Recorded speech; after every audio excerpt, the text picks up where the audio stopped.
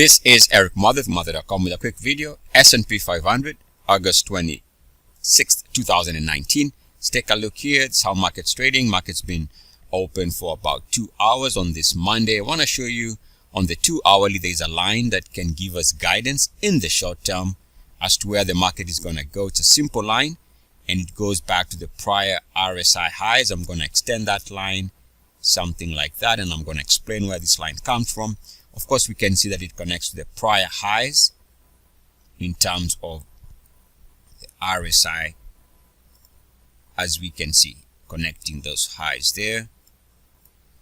We get a short-term breakout, which is this price entry somewhere here. And then notice how it becomes a series of supports during all these lows. So in terms of swing trade, market's been using this line. Let's go over the last 3 months or so. And then notice we break below that level here, which is this movement.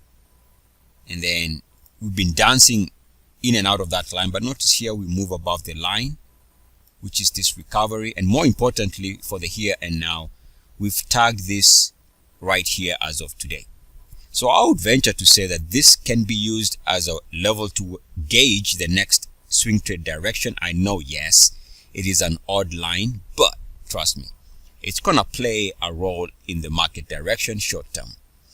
Either we hold the blue line and the market has the opportunity of bouncing in the short term for a swing trade higher, or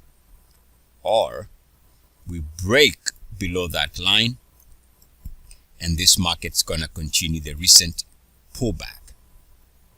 So yes, an odd line, but sometimes these odd lines are the ones that give us the best indication of where the next swing trade is gonna be trending towards.